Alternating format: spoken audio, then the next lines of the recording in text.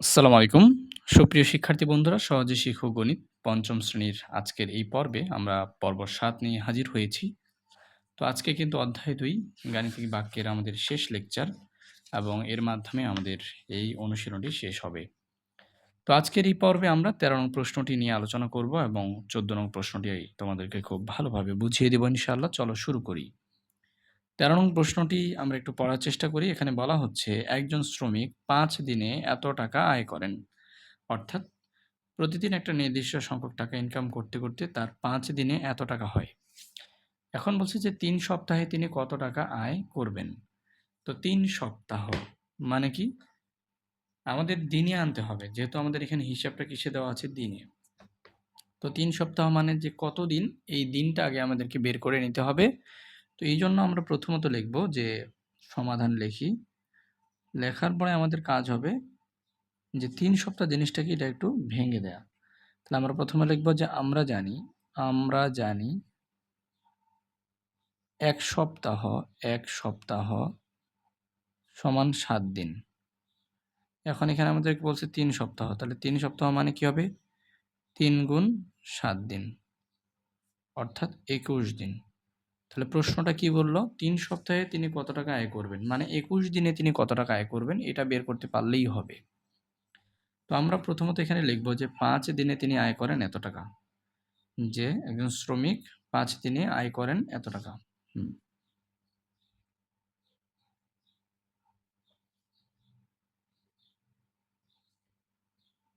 ৫ দিনে আয় করেন কত? ১৩৫৫ টাকা। তাহলে একজন শ্রমিক ৫ দিনে আয় করে ১৩৫৫ টাকা। তাহলে একজন শ্রমিক ১ দিনে আগে আমরা বের করব, যেহেতু এটা ঐকিক নিয়মের অঙ্ক। তাহলে প্রথমত ১ দিনের বের করব। তারপরে আমাদের যত দিন চায়, ৫ দিন হলে ৫ দিন, ১০ দিন হলে ১০ দিন, খুশি। তাহলে আমরা এখন কি করব এখানে বলো? তাহলে ১৩৫৫, ঠিক আছে? যেহেতু ১ দিনে কম হবে, কম হলে ভাগ হবে। তাহলে ৫ টা কোথায় যাবে? নিচে এত টাকা। এবারে দেখো, একজন শ্রমিক আমাদের যেহেতু বলছে যে ৩ সপ্তাহে তিনি কত আয় করেন, আর আমরা ৩ সপ্তাহ মানে বের করে ফেলছি ২১ দিন। তাহলে এখন আমরা লিখব যে ২১ দিনে আয় করেন। ২১ দিনে অবশ্যই বেশি আয় করবেন। তো বেশি আয় করলে গুণ হবে উপরে। তাহলে ১৩৫৫ গুণ হচ্ছে ২১ টা উপরে হবে, আর নিচে ৫, ৫ এর মতোই থাকবে। তাহলে ৫ দিয়ে এই ১৩৫৫ কে ভাগ যাবে। মনে রাখবে, যদি কোনো সংখ্যার শেষে ৫ অথবা ০ থাকে, তাহলে সেটা অবশ্যই ৫ দিয়ে ভাগ যাবে। তো চলো আমরা একটু ক্যালকুলেটরের সাহায্য নেই। তো নিয়ে আমরা এখন ভাগটা করার চেষ্টা করি। ১৩৫৫ ভাগ দিব হচ্ছে ৫ দিয়ে। তার উত্তর আসতেছে ২৭১। তাহলে 271 অর্থাৎ ২৭১। এখন ২৭১ এর সাথে গুণ দিব কত? ২৭১ এর সাথে গুণ দিতে হবে ২১। তাহলে ৫৬৯১। ৫৬৯১ টাকা। তাহলে ২১ দিনে সে কত ইনকাম করবে? ৫৬৯১ টাকা। তাহলে আমরা এখন এটা লিখে দিব। ৩ সপ্তাহে আয় করবেন এত টাকা। অতএব ৩ সপ্তাহে আয় করবেন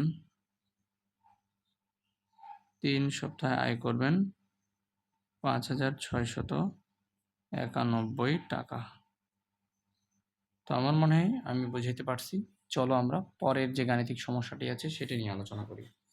আর এটাতে কোনো সমস্যা থাকলে অবশ্যই কমেন্টে জানাবে। চলো তাহলে আমরা পরেরটা আলোচনা করি। প্রিয় শিক্ষার্থী বন্ধুরা, ১৪ নং প্রশ্নটিতে বলা হচ্ছে যে শরীফুল ৭২ টাকা দিয়ে ৩টি খাতা কিনল। ১২টি খাতা কিনতে তার কত টাকা লাগবে? খুবই সহজ, এটা ঐকিক নিয়মের। তো প্রথমত আমরা একটা জিনিস লক্ষ্য করব যে আমাদের কাছে কি চাচ্ছে। খাতা আছে, টাকা আছে, কত টাকা লাগবে? তাহলে টাকাটা অবশ্যই এই অংশে, অর্থাৎ হাতের ডান দিকে টাকাটা রাখতে হবে, কারণ এই পাশে আমি যা রাখবো সেটাই কিন্তু রেজাল্ট আসবে। তো এই জন্য আমরা এখন শুরু করব। তাহলে যেহেতু টাকা চেয়েছে, তাহলে খাতা দিয়ে শুরু করব। তাহলে আমরা এখন বলবো যে ৩টি খাতা কিনতে, ৩টি লিখে ফেলি। ৩টি খাতা কিনতে সমাধান, ৩টি খাতা কিনতে 72 টাকা লাগে বা লাগবে। তাহলে 3টা খাতা কিনতে তার 72 টাকা লাগছে। তাহলে প্রথমত একটা খাতা বের করি, তারপরে 12টা খাতা বের করব। তাহলে একটি খাতা কিনতে তার অবশ্যই কম লাগবে, আর আমি বলছি কম হইলে ভাগ হয়। ওইখানে উপরের দিকে থাকে, এইখানেরটা উপরে থাকে সবসময়, আর এটা নিচে চলে যাবে। এত টাকা লাগে। এখন খাতা কয়টা? যেহেতু আমার একটা খাতার দাম পেয়ে ফেলছি, তাহলে এখন 12টা। তাহলে আমরা এখন কি করব? অতএব 12টি খাতা কিনতে লাগে 72 গুণ এখানে হচ্ছে কত 12, নিচে কত 3 টাকা লাগে। কারণ 3 দিয়ে 12কে ভাগ দিলে 4 হয়। তো 72 আর 4 আমরা গুণ দিব। 72 গুণ 4 288 টাকা। এত টাকা। এগুলো ঐকিক নিয়মের অঙ্ক। প্রথমত একটার দাম বের করতে হয়, তারপরে যতটা চাইবে ততটা। আবার বলে দিই, যেহেতু আমাদেরকে টাকা লাগবে বলছে, তাই না? তাই আমরা হচ্ছে খাতা দিয়ে শুরু করব। 3টি খাতা কিনতে 72 টাকা লাগে, একটি কিনতে কম লাগে, আর 12টা কিনতে বেশি লাগে। তাই 3 দিয়ে 12কে 4, 4 আর 72 গুণ দিলে 288 টাকা। তাহলে এটাই উত্তর। তাহলে 12টি খাতা কিনতে 12টি খাতা কিনতে 288 টাকা লাগবে। এটাই আমাদের উত্তর। তো চলো এবার আমরা 15 নং প্রশ্নটি দেখার চেষ্টা করি ইনশাআল্লাহ। তো 15 নং প্রশ্নে বলা হচ্ছে 16 জন শ্রমিক 7 দিনে একটি দেয়াল নির্মাণ করে। এখন 8 জন শ্রমিকের এই দেয়ালটি নির্মাণ করতে কতদিন লাগবে? 16 জন মিলে 7 দিনে করে। এখন যদি 8 জন শ্রমিক করে সেক্ষেত্রে কতদিন লাগবে? অবশ্যই দিন এখন বেশি লাগবে, যেহেতু মানুষের সংখ্যা কমে গেছে, তাই না? তাহলে আমরা ক নং সমাধান করি। ক সমাধান। তো এখানে বলা হচ্ছে যেহেতু আমাদের কাছে দিন চাইছে, তাহলে দিন চাইলে আমাদেরকে জন দিয়ে শুরু করতে হবে। তাহলে 16 জন শ্রমিক দেয়াল নির্মাণ করে 7 দিনে। 16 জন শ্রমিক দেয়াল নির্মাণ করে 16 জন শ্রমিক দেয়াল নির্মাণ করে 7 দিনে। তাহলে দেখো একজন শ্রমিক দেয়াল নির্মাণ করে, তো একজন শ্রমিক যদি দেয়াল নির্মাণ করে, বলো তোমরাই বলো, দিন কি বেশি লাগবে না কম লাগবে?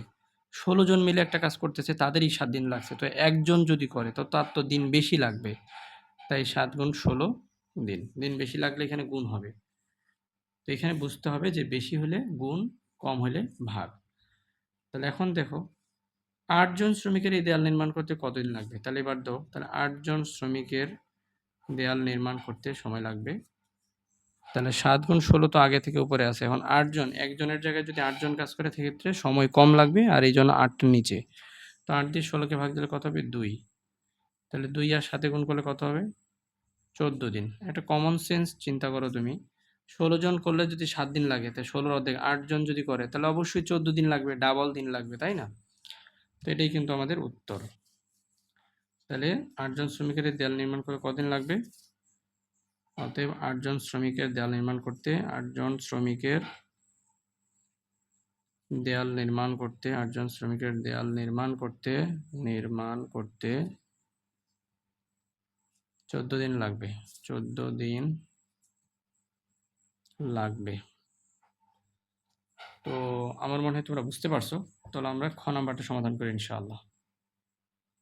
খ নং প্রশ্নটিতে বলছে যে দেওয়ালটি 2 দিনে নির্মাণ করতে অতিরিক্ত কতজন শ্রমিক লাগবে? তো এখন একটা জিনিস চিন্তা করো যে আমাদের 16 জন শ্রমিক আছে। এখন আমরা 2 দিনে যদি নির্মাণ করতে চাই অতিরিক্ত আরও কতজন লাগবে? খুবই সহজ একটা অঙ্ক। তো আমরা কিন্তু এইখান থেকে ম্যাথটা শুরু করবো আবার, যে 16 জন শ্রমিক দেওয়াল নির্মাণ করে 7 দিনে। তো আমাদের কাছে কি চাইছে? কতজন শ্রমিক লাগবে, তাই না? তাহলে শ্রমিক এদিকে রাখতে হবে এবার। তাহলে 7 দিনে দেয়ালটি নির্মাণ করে 16 জন শ্রমিক, এই যে এইভাবে হবে। 7 দিনে, যেহেতু এবার শ্রমিক চাচ্ছে তাই আমরা শ্রমিককে এই পাশে রাখবো। 7 দিনে দেয়াল নির্মাণ করে 7 দিনে দেয়াল নির্মাণ করে 7 দিনে দেয়াল নির্মাণ করে 16 জন শ্রমিক। 16 জন শ্রমিক। আচ্ছা, তাহলে এখন একদিনে দেয়াল নির্মাণ করে, তো একদিনে যদি দেয়াল নির্মাণ করে তাহলে কি অবশ্যই বেশি মানুষ লাগবে, তাই না? তাহলে এখন ৭ গুণ কত, ১৬ জন শ্রমিক। এখন যদি কি বলছে যে ২ দিনে, তো ২ দিনে যদি দেওয়াল নির্মাণ করতে চায় তাহলে শ্রমিকের সংখ্যা একটু কম লাগবে। বুঝিও কিন্তু কথা। ৭ দিনের জায়গায় যখন ১ দিন চলে আসলো তখন বেশি মানুষ।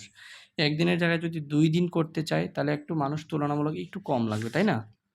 তাহলে এইজন্য আমাদের কি করব এখন, যে ২ দিনে দেয়াল নির্মাণ করলে সময় একটু কম লাগবে। তাহলে ৭ গুণ হচ্ছে মানে শ্রমিক একটু কম লাগবে। তাই ২ নিচে, তাই ২ দিয়ে ১৬ কে ভাগ দিলে ৮। তো ৬০ আর ৮ এ কত? ৫৬ জন শ্রমিক। তাহলে ২ দিনে যদি করতে চাই আমাদের মানুষ বাড়াইতে হবে, মানুষের সংখ্যা বাড়াইতে হবে। অর্থাৎ আমাদের ৫৬ জনের মতো শ্রমিক লাগবে। আচ্ছা, এখন দেখো আমরা তাহলে এখন বলব যে অতিরিক্ত শ্রমিক লাগবে। অতএব অতিরিক্ত শ্রমিক লাগবে। অতিরিক্ত যেটি বলছে যে অতিরিক্ত কতজন শ্রমিক লাগবে? অতিরিক্ত শ্রমিক লাগবে। তো আমাদের ৫৬ জন প্রয়োজন, ১৬ জন আগে থেকে আছে, ১৬ জন। তো এটা বাদ দিয়ে দিই। তাই ৫৬ থেকে ১৬ গেলে হতে ৪০ জন।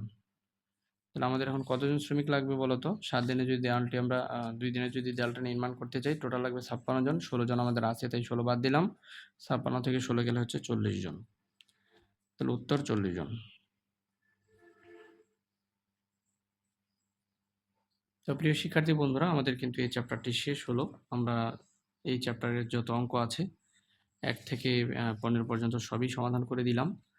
তো পুরো প্লেলিস্ট তোমরা দেখে ফেলছো নিশ্চয়ই ইতিমধ্যে, আর যদি না দেখে থাকো তাহলে অবশ্যই দেখে নিবে। আশা করছি যে ভিডিওগুলো দেখলে তোমাদের আর এই অধ্যায়ে কোনো সমস্যা থাকবে না ইনশাআল্লাহ। তো প্রিয় শিক্ষার্থীরা, বিদায় নিচ্ছি আজকের মতো। দেখা হবে পরবর্তী অধ্যায়ে নতুন নতুন গাণিতিক সমস্যার সমাধান করার জন্যে। আমরা একসাথে আমাদের চ্যানেলে থাকবো ইনশাআল্লাহ।